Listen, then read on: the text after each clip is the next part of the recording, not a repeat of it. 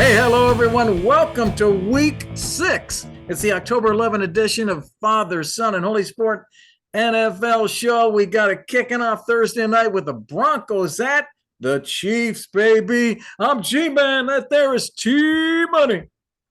What's going on, G? Excited to be Hey. here. Cincy back on track. It's a good week. Yeah.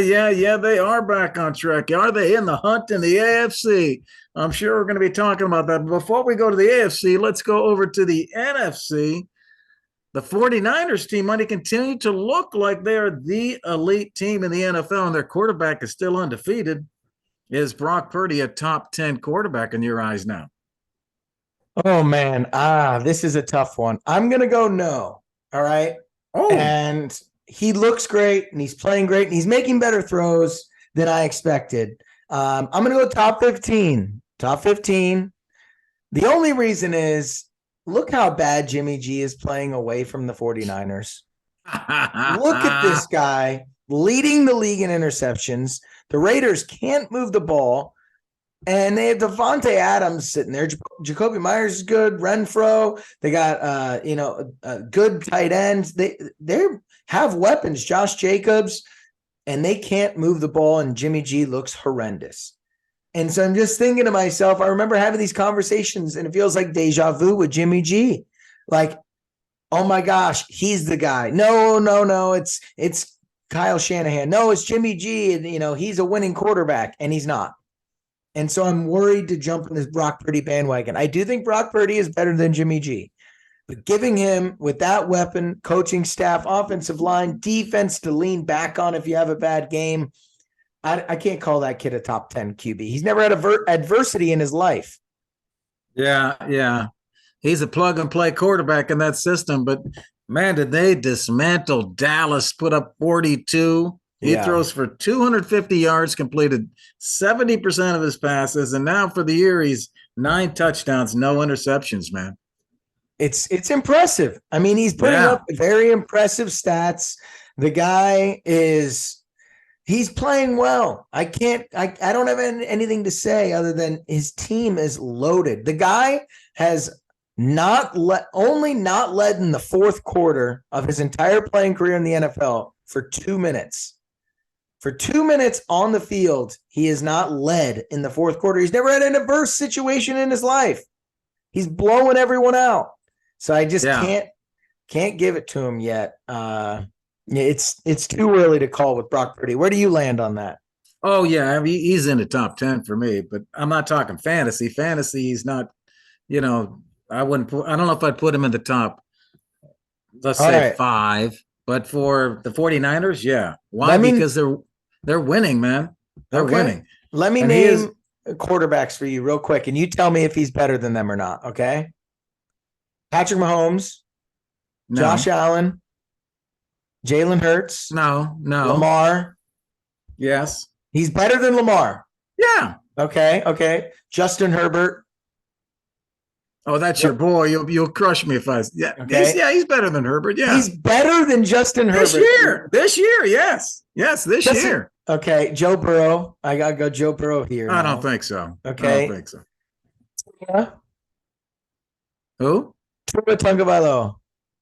Tua is still not there yet. I'm going to say no. Trevor Lawrence. Trevor Lawrence. No, I'm going Purdy. Oh, Give me my Purdy, man. God. Are you saying, am I building a franchise around a guy? No, I'm talking about who's playing the best. No, I'm talking about if you had to build a franchise around this guy. Okay, well, let me tell you this. I'm going to add in here let's go. He's the favorite right now for the MVP. You know why, T-Money? I'm going to give you some stats here on the MVP race. Do you know that the MVP comes from one of the top 2 seeds in each conference? For the last 10 years, 15 of the last 16, a quarterback's won it, and they've come from the top 2 seeds in the conference. So if you look at those 4 top seeds right now, that's Mahomes, Hurts, Tua, and Purdy, okay? If you look at Purdy versus those other 3 guys, he's number 1 in accuracy, 72%, number 1 in passer rating, 123, and he's number 1 in touchdown to interception ratio +9. He's ahead of all 3 of those guys, man. That's fair. But do you think he is even a top 5 best player on his own team? Well, I don't know about that. I don't know about that. You're going And to give the he's league MVP to a guy that's not even in the top 5 of his own team's best player. I yeah, just I want to know make sure you're we're on the same page here. yeah, you're Like, really going. You're really going. And hey, San Fran is at Cleveland this week. It's interesting line here. Only 5 points. San Fran, 5-point favorite trap in game. Cleveland. And the over-under is the lowest of the week at 38 points. This implies that San Fran offense is going to be held to 21 points, going to be held to 21 points. They've been over 30 points every game. Now they're implied to score only 21 here at Cleveland, man. This is really interesting. Yeah. Cleveland's defense is really good, so we'll see. We'll see. Hey, let's move on here to the team that they absolutely murdered, and that would be the Cowboys. After that shellacking, are the Cowboys now overrated, or were they overrated? Were they overrated? I don't think we could take this one game and say they were overrated. Remember, going into this game, we thought this was it, man. Dallas, the great other team in that NFC, going up against San Fran. It's a rematch, historical rematch between these teams. Everybody building it up. And now just because they got crushed, now they're getting slammed everywhere. I think Dallas comes back this week and they get it going, and they're going to send a message this week, man. It's one of my favorite plays. Dallas to come back and fight back. Yes, it was terrible. Now, we thought they were better than this, but they seem to have an issue with the 49ers. They can't beat the 49ers. The two last times they've been to the playoffs, the 49ers have been the ones that knocked them out. They just can't beat that team. Yeah. So I think what the biggest issue is this offense. The offense has taken a step back since McCarthy took over. They lost Kellen Moore to the Chargers. McCarthy said he was going to run the ball. We're going to run the ball a lot more. Well, no, they haven't run the ball more. They've run 37% of the time they ran in last year, 37% of the time they ran it this year. If you look at total yards per game last year, 354. This year, 327. Yards per play is less. Offensive points per game is less. They're not putting up the production they were with Kellen Moore involved. Don't get me started on Mike McCarthy. My God, that guy handed a team ready to go and he's making trash of it. He's such a bad coach. He's nowhere near an offensive genius that he thinks he is. He got rid of Kellen Moore and the Chargers offense looks great. Yes, they're overrated. And I was nervous about this. They played the Giants, the Jets, Arizona, New England, and then got murdered by San Francisco. All of these teams are pretty bad. And when you say that other than San Francisco, the best team I've played this year is the Cardinals, you know you've had a low bar of teams you played this year. And they lost to the Cardinals. Yes, They murdered New England and the Jets and the Giants. Those might be the 3 worst offenses in the league this year and horrible quarterback play from those guys. Good job, Cowboys. You play great versus shitty teams just like usual. This has been Dak's MO from day one. They don't play great versus teams that aren't in their division and that aren't losing teams versus teams that are above 500 that aren't in their division. Dak has a pretty crappy losing record. So I'm not surprised. I'm worried about these guys. They go Chargers, Rams, Philadelphia for the next 3. Things could get dark pretty quickly here. You know, so just they go through a stretch again where they go Seattle, Philly, Buffalo, Miami, Detroit at the end of the year. It's going to be a little more tough than I think everyone thought at the beginning of the season. So, yeah, I think they were a little overrated to start, and they got punched in the mouth. Let's see how they respond. Yeah, I'm looking at some of the reasons why, and Dallas's running game has declined. When they had Zeke with Pollard, they seem to be much more effective, and with just Pollard for the most part, and without Dak running, Dak was supposed to be a running quarterback. They're not even designing a few runs for him. That guy came into the league. It was his legs everybody liked, along with his arm. They just don't have the running game. And you look at someone like Philly. Philly will run right down your throat. You can't stop them. And that's their competition. And so they're not keeping up, I think, in terms of rushing. When you look at the passing game, their yards per game on passing team money, they've dropped to 20th in the NFL passing yards per game. San Fran and Philly, their main competition in the NFC, are both in the top 10 in passing yards per game. This offense cannot keep up with the other two great teams in the NFC. Yeah, it's going to be very interesting to see where this team ends up after all the hype they've had around them. Hey, I got the Cowboys here favored by 2 at the Chargers team money this weekend. I do think that they come back and get back on track. So I'm kind of siding with this. I know you might feel the other way about this. So we will, keep moving on here. Team money, talk about some of the other games. Let's shout out to our sponsor, Blue Tees Golf, before we go on. BlueTeesGolf.com. Go there, find affordable, high-quality golf products to help your golf game, everybody. Enter the coupon code FSHS. Get a 10% discount from Father, Son, and Holy Sport. Go to BlueTeesGolf.com. Team Money, let's go over to the AFC. Talk about the Bengals and Joe Burrow. They seem to get back on track, Team Money. They look like their old selves again. Are you confident they will make the playoffs? This is a tough one, man. This is a tough one for the Bengals right now. They're right now sitting tied for 10th in the AFC standings. They dug themselves a pretty tough hole. And the next few games are not easy. Seattle, everyone thinks they're just going to win. I don't understand. Seattle's a good team. I mean, that defense is legit. And then they go San Francisco, Buffalo. I mean, this thing could go south really quick. Yeah. If they don't beat Seattle, and then you go into San Francisco, Buffalo, and I mean, you could be out of the playoffs in the next 3 weeks. You better beat Seattle. I've not seen a season hinge on something like this in a while, because you go 2-4 into San Francisco, then you're 2-5. Let's be honest. And then what? You got to win at Buffalo, maybe win out for the rest of the year if you're 2-6 going into Buffalo. I mean, holy crap!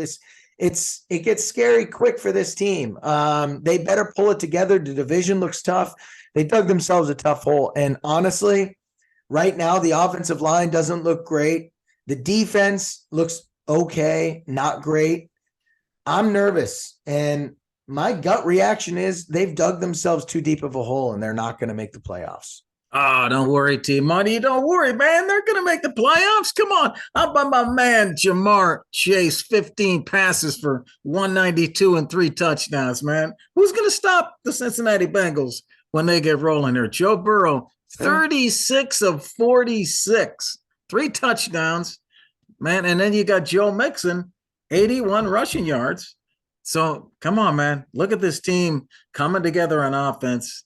Versus the Chargers or versus the Cardinals. That was versus the Cardinals. I like their chance to make the playoffs, though. Hey, I think they're good, man. The good thing is that division that they're in, when you look at the competition, it's tight. It's all tight, man. They could win that division, only 1 game out, thanks to the Pittsburgh Steelers upsetting the Ravens. G-Man's call on big bets, man, the upset special. And Joe Burrow's back. Watch out, man. Seattle comes to Cincinnati this Sunday at 1 o'clock. Cincinnati is favored by 2.5 right now. That's the latest line. And if they win, they got to face those 2 teams you mentioned, T-Money, 49ers and Bills, and we'll see where they go from there. Yeah, we will see. We will see, man. It's going to be interesting. I'm keeping my fingers crossed for the Bengals. Tailgating this weekend for Seattle. Never has a game been bigger in Joe Burrow's life here. Got to win this one this week at home. Let's move on, though. Go to Lamar Jackson. Lamar Jackson and the Ravens lose an odd one to the Steelers. Felt like they should have blown them out. What are you thinking here? You worried about Lamar moving forward after this loss? Lamar is so frustrated. I'd be frustrated. My gosh, I could throw my helmet too. After that heartbreaking loss to the Steelers. They should have won that game, and the Steelers get it done. Man, what a game. And he was so ticked off, and I don't blame him. But they're gonna continue to progress. They're gonna be okay. He's gonna be okay. And mainly because of that defense, which is still elite. They're number 2 in the NFL behind Cleveland in yards given up per game. And they're a lot less than last year. Last year, they gave up 319 yards a game. This year, only 266 yards per game. So that defense is going to be the cornerstone. We thought this was all going to turn around this year with the passing game. and Lamar and new offensive coordinator, and it has not happened yet. Maybe it will. And I think that's what's frustrating him. It's just not clicking on offense for him, the passing game. And hey, man, I look at him ever since he came out of college, he's been a frustrated guy. He's been wanting to prove everybody wrong. He comes out of the NFL draft in 2018 drafted behind Baker, drafted behind Sam Darnold, drafted behind Josh Rosen, and he's been ticked ever since. And he's wanted to prove that he could take this team to the Super Bowl, and they're 1-3 in the playoffs. So here he comes again. Can he get it done? Can Lamar, with this big bad defense, get it done and get into the playoffs and get some wins in those playoffs? Yep. It's interesting. The Steelers seem to have Lamar's number. It's kind of like Joe Burrow and the Bengals, and how they struggle versus the Browns, right? Joe Burrow just can't beat the Browns. Shocking stat here. Lamar Jackson has beaten the Steelers in his career one time. That's pretty crazy. I think he's like 1-7 versus them now or something. It's a shocking stat. The Steelers just kind of have his number. TJ Watt was playing out of his mind there. I'm not worried about them. I think the Ravens are a solid team, going to make the playoffs.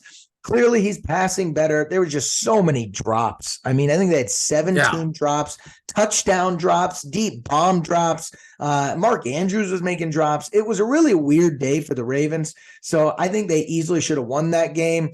The Steelers scored on that last-second bomb down the sideline to George Pickens one-on-one. How many times is Kenny Pickett going to make that throw? You know, I mean, a lot of things just went the wrong way. So I'm not worried. I think it's a tough divisional road game in AFC North. This isn't shocking. I think Lamar's going to be fine long-term here.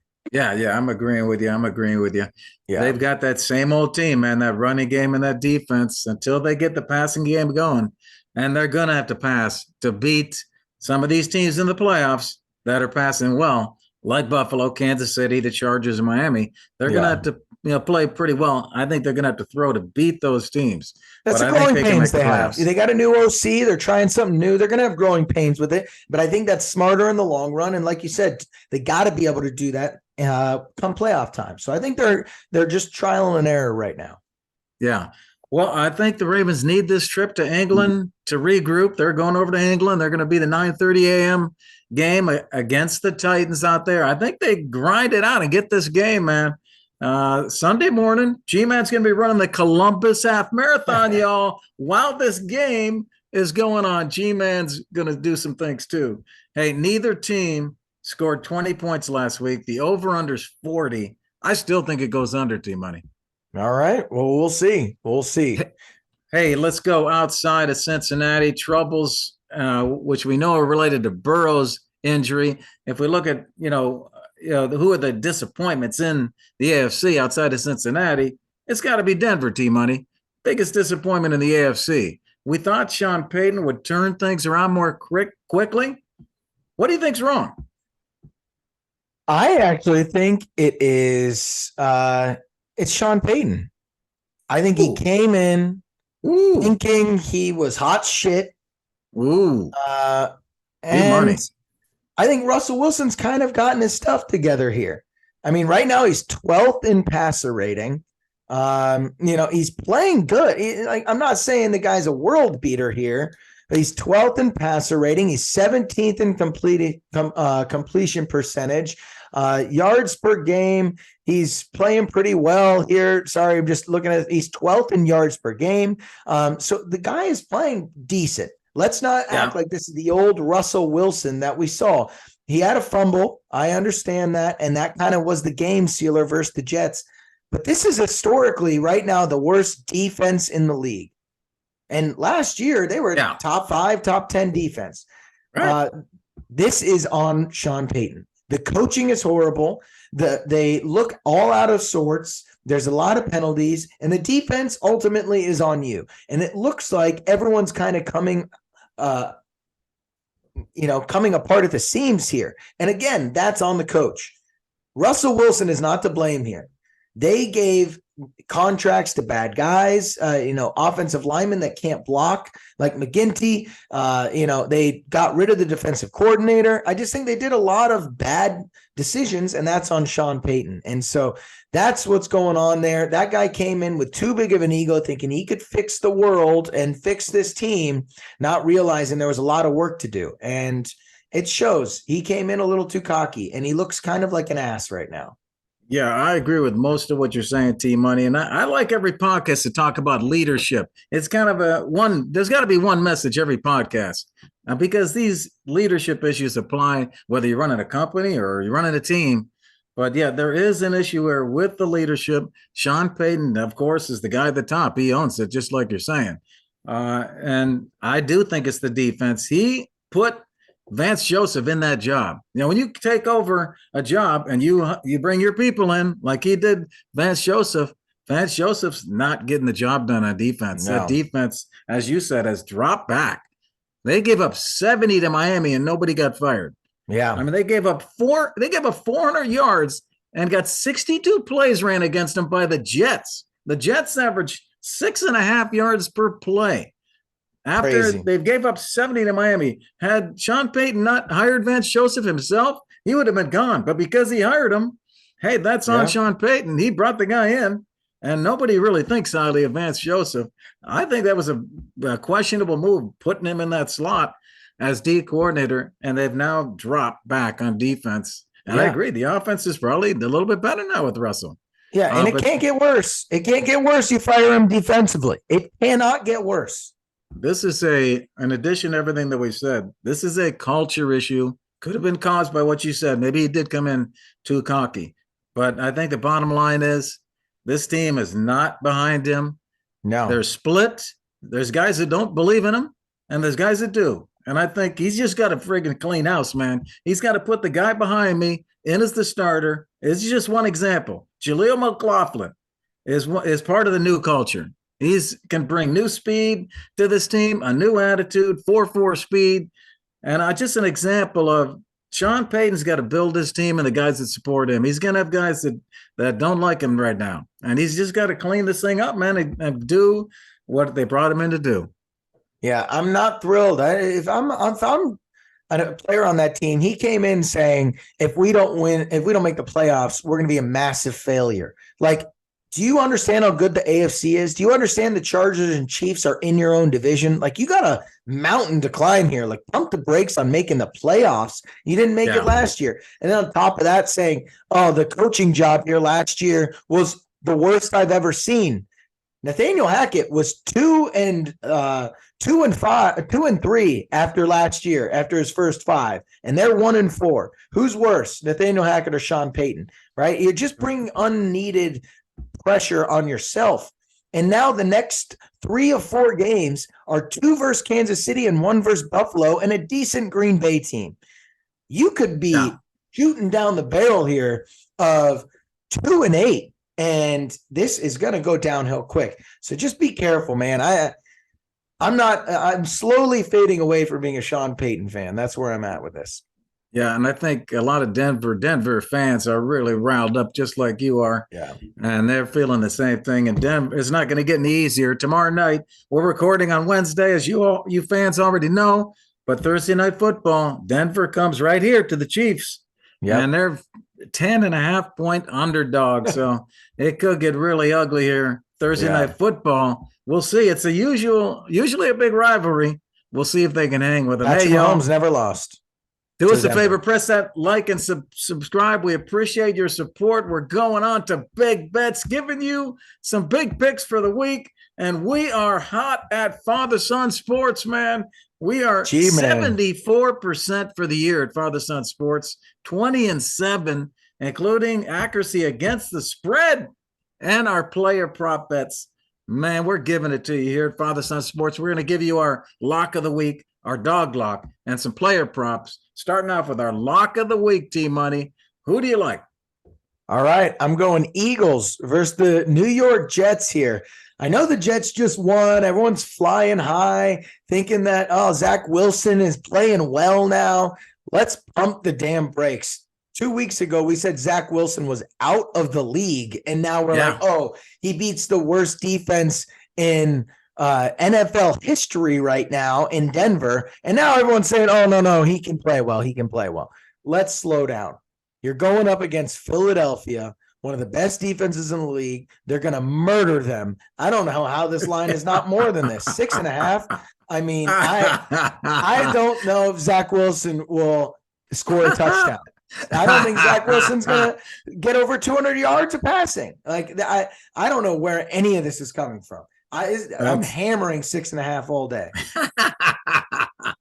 That's hilarious. I'm going to go with another big line here. Hey, I'm going to SoFi Stadium in Inglewood, California, where the Rams and Arizona face off. Arizona coming into town, and T-Money, the Rams and Sean McVay have had Arizona's number, and that's why one of the reasons I like this. They are 10-2-1 against the spread in their last 13 games against the Cardinals, and also coming off a loss. The Rams seem to regroup coming off a loss. They've covered 63% of the games following a loss under McVay. Give me the Rams to run the Cards out of SoFi on Sunday for my lock pick of the week.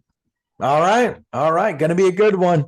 I'm going to move over to a dog lock pick here. My dog lock, I think the Chargers +2 win this game versus the Cowboys. They're at home. Woo! I know it's usually not a home game for the Chargers because they have bad fans, but they're coming off a bye week, and I think they have a really good offense.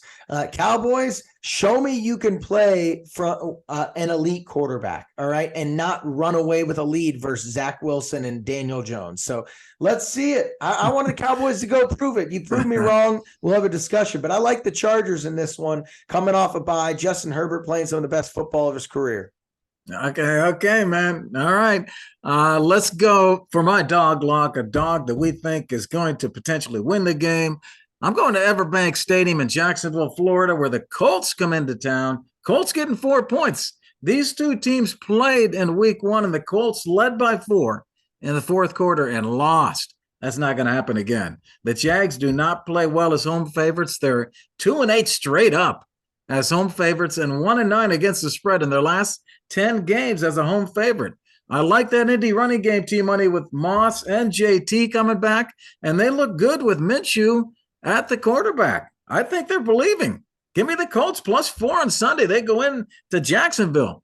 My dog lock pick of the week. All right. G-Man's on the Minshew mania train. Here we go. Let's get out of the station. Yeah.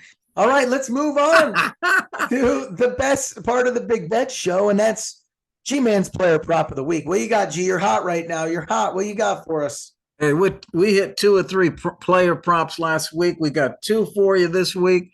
We're going to that Dallas offense, T-Money. I think that Dallas offense gets on track. Dallas is embarrassed, and they are ticked. And they're going to unlock the guy they should have unlocked a long time ago, and his name is C.D. Lamb. He's averaging 4 receptions and 45 yards a game. He has potential for double that, T-Money. I think they're going to get him going.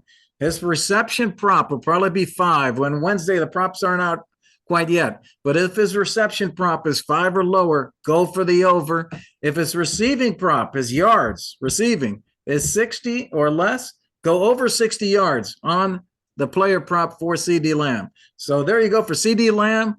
Second prop I like is for that Rams offense running the ball against those Cards. Rams at home, driving the run, just Kyron Williams. I got Kyron Williams, T-Money, to score at least 1 touchdown. That's the prop. He has scored 6 times in the last 5 weeks.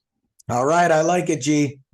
Okay. Well, let's see what we can do, T-Money. Hey, let's go on to fantasy, all you NFL fantasy managers. Let's talk about your fantasy and your DFS lineups. So let's move in here, T-Money.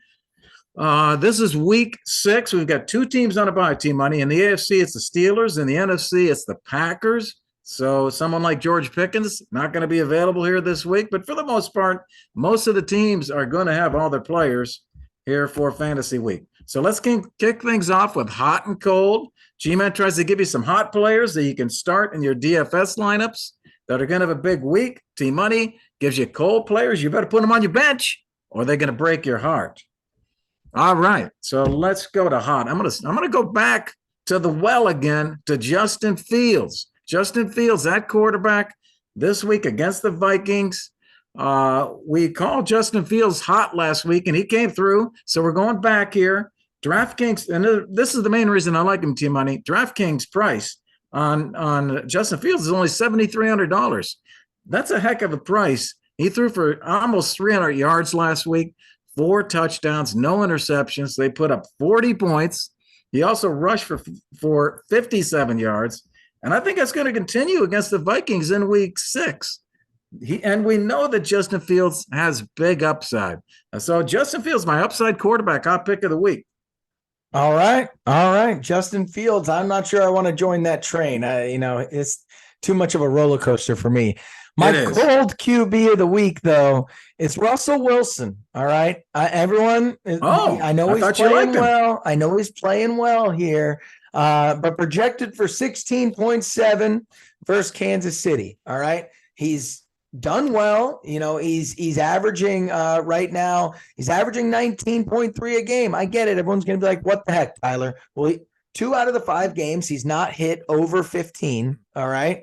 So that's fine. But he's also played versus pretty poor defenses. Chicago, Washington, Las Vegas, Miami. That's fine. But he's going up against Kansas City, who's 11th versus the QB on a short week at Kansas City. Chris Jones is going to be in his face, and this is a divisional game. They're always nip and tuck here. I think Kansas City is going to blow him out, and Russell Wilson's going to struggle in this one. Yeah, that could be a tough game. Hey, I'm going to go back to the game I already talked to you about, and that's the Rams at running back. I like Kyren Williams here. Against Arizona, Williams rushed for 53 yards, caught 2 of 2 targets Sunday versus the Eagles. His numbers did dip a little bit because of the focus on the passing game, but I think against Arizona, the run's going to get more focus. I like his price, $6,500 on DraftKings for your DFS lineup. Kyren Williams, upside running back, hot pick of the week. Okay, I know that's your guy this week. G-Man's player prop is Kyren. Yep. Let's move on to my cold running back of the week, and that's Jonathan Taylor. All right. Now, this is just this week. Don't get ahead of yourselves. I love JT, but Zach Moss is still that guy. He had 79% of snaps. He had, I believe, 23 carries. That guy clearly still has a handle on the backfield. They want to bring JT back slow. They're also playing versus Jacksonville, a divisional game at Jacksonville. They are 9th versus the run this year versus fantasy running backs. And I just think unless he gets a touchdown, I'm not sure that he can get to 12 points here. Zach Moss was catching passes, scoring touchdowns, got all the carries. This is not going to be the trend, but for this week, he's my cold running back of the week. Okay, I see that. It's going to be interesting to see that dynamic and what happens there on offense with all those new players for Indy. Hey, let's go to wide receiver this week. I'm going back to a guy I've already talked to you about on player prop also. CD Lamb, T-Money versus the Chargers. 4 or 5 targets for 49 yards last week against the 49ers. Terrible loss. I think this team gets back to the basics, and the basics are get the ball to CD and let him do his thing. He's a great buy on DraftKings, $7,400. So there's some upside there. Hey, man, we gave you the pick last week, DJ Moore. We stacked DJ Moore with Justin Fields on our DFS lineup. Come on, baby. This week, it's CD Lamb, my wide receiver, hot pick of the week. All right. CD Lamb's your guy this week. My cold wide receiver of the week is going to be Devontae Smith. All right. He's projected 13.8 versus the New York Jets. He is not getting this without a touchdown. And even then, I still don't know if he gets it. He had 2 touchdowns right off the bat in the first 2 games, and he really hasn't been involved since then. He's only had 2 of the last 3 weeks. He's been under 7 points. All right. And you're going up against the New York Jets tandem of corners. It's really good. And Sauce Gardner, they're 2nd versus wide receivers in fantasy right now. Even though I think that Philly's going to blow them out, I think that's because of the run game. And A.J. Brown has turned it back into the primary wide receiver here in Philadelphia. So Devontae Smith is a cold wide receiver of the week. Yeah, I can see that. He has been struggling this year, T-Money. Let's see if he can get it back on track. We all think highly. I mean, he's averaging 12.8 this year. Come on, Devontae, let's go. Hey, let's go to take or mistake our next game. I pick a player that had a big week last week, T-Money. tells me whether we should take the bait this week or would that be a mistake. And T Money, I'm going to that Indy backfield. You said JT is a cold play, but this question has to do with Zach Moss, T Money. Zach Moss rushes for 165 yards, 2 touchdowns, added 30 more yards through the air. Despite the return of JT, Moss continued to see the bulk of carries. Is Robo likely reduced as JT works back in, T Money? But does Zach Moss have another week in him? T Money, is Zach Moss a take as a fantasy start this week, or would that be a mistake? He's got to be a start. I don't have any other way of saying it. He's got to be a start. You don't think they'll split? I think it's going to trend more that direction. It won't be 80, but even if it's 60-40, I mean, this guy put up numbers, and he's got to be a start until JT gets the majority of carries. So I know you're teetering that line of when is that game. Unfortunately, as a Zach Moss owner right now, unless you got incredible running back depth, you got to ride this wave because he's too high of a ceiling right now with the game he just put on and the games he's had in the past to not start. So he's got to be a start. Yeah, and I think Indy's going to have a good game. So I'm with you on that. Okay. Hey, let's finish up here with my DFS lineup. I did win some money 2 weeks in a row now on DraftKings. G-Man gets into the cash. Last week, I had that stack with Justin Fields and DJ Moore, but I did miss on Chase, so I didn't win on the tournament. But G-Man getting into the cash. Hey, what do we like this week? Some of the things we've already talked about. Going back to Justin Fields at the quarterback, I'm going to stack him again with DJ Moore. Going back to that combination that worked well last week at the running back, got Kyron Williams and Pacheco. I looked at some of the Pacheco props. I just didn't like any of them, but I like Pacheco to have a big game running against Denver at the wide receiver for my DFS lineup. Going back to Ridley. Ridley's a good price, only $6,700, and I went with CD Lamb. So those are my 3 receivers. At tight end, Goddard was the number 2 tight end in fantasy last week, but he was expensive.